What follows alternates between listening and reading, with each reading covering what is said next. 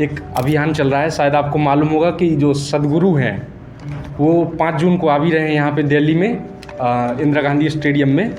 तो और उनकी एक टीम आई थी हमारे कॉलेज में और फिर उनने मिट्टी बचाओ के लिए, जागरूकता के लिए बहुत कुछ बताया।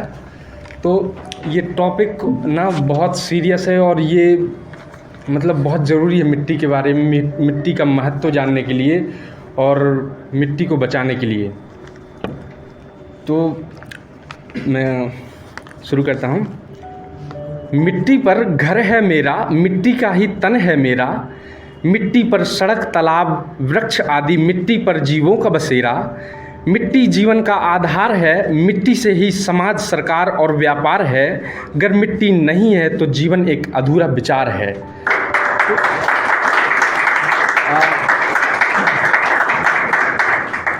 मिट्टी के बारे में सोचना बहुत ही आवश्यक है, क्योंकि अभी एक मैं पढ़ रहा था कि यूएससी की रिपोर्ट आई थी, उसमें बताया जा रहा था कि मतलब ऐसी मिट्टी बची है कि इसकी उर्वरता ना एकदम से जा रही है।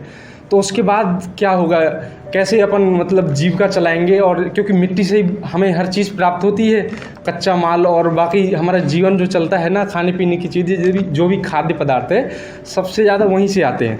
तो कैसे चलेगा यदि मिट्टी को अभी स्वस्थ नहीं किया। और आप सभी जानते होंगे कि रसायन का प्रयोग इतना ज़्यादा कर रहे हैं कि उसकी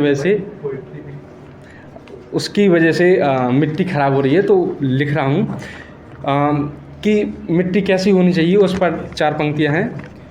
मिट्टी के खिलौने हों, मिट्टी का घड़ा हो और वही मिट्टी की महक होनी चाहिए। मिट्टी के खिलौने हों, मिट्टी का घड़ा हो और वही मिट्टी की महक होनी चाहिए। इमारतें खूब बने, देश का विकास हो, मगर मिट्टी स्वस्थ होनी चाहिए।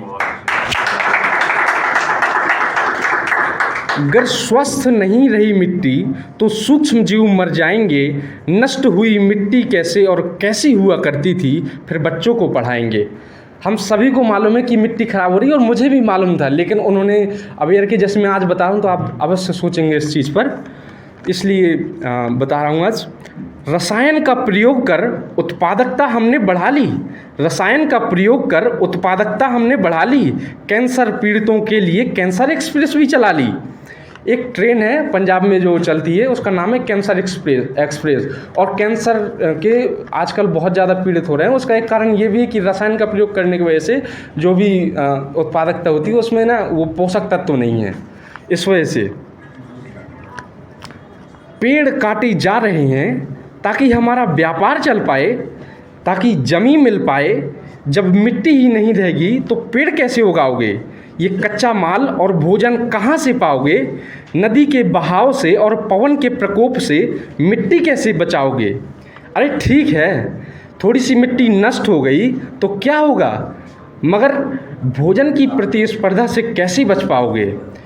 यदि मैंने एक कल्पना की थी कि ठीक है 60-50 साल बाद यदि मिट्टी की उर्वरता नहीं रही और मिट्टी नष्ट हो जाएगी, उसको बचाने के लिए अपन अभियान चला रहे हैं, तो क्या होगा, क्या सिचुएशन होगी।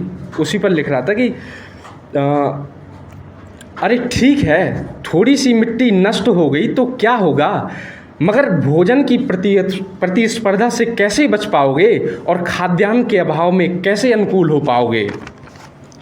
अगर माँ बीमार हुई तो चैन से रह पाओगे? क्या खून की नदियाँ बहाओगे? किए हुए कामों का परिणाम सह पाओगे? आप सोच रहे होंगे कि माँ कहाँ से बीच में आ गई, लेकिन मैंने जो धरती है ना उसको माँ की उपमा देते हुए कहा है। इसलिए बोल रहा कि अगर माँ बीमार हुई, क्योंकि अस्वस्थ मिट्टी, इसलिए अगर माँ बीमार हुई तो चैन से रह पाओगे? क्या खून की नदियाँ बहाओगे? किए हुए कामों का परिणाम सह पाओगे? इधर उधर भटकते हुए, कड़ा संघर्ष करते हुए यूं ही मर जाओगे?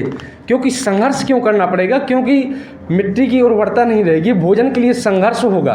तो वही मेरी कल्पना है, चाहे गरीब हो चाहे अमीर हो, जिसके जो पावरफुल होगा, जो अपना रुआब जमा पाएगा, जैसे भी एक दूसरे को मार करके अब उसे जीविका तो चलानी ही चलानी है, तो भोजन प्राप्त करेगा। इसलिए मैंने बोला है वक्त अभी है, कुछ पेड़ लगाओ, धीरे धीरे कुछ सुधार करो, अपनी धरती माँ को थोड़ा ख्याल करो।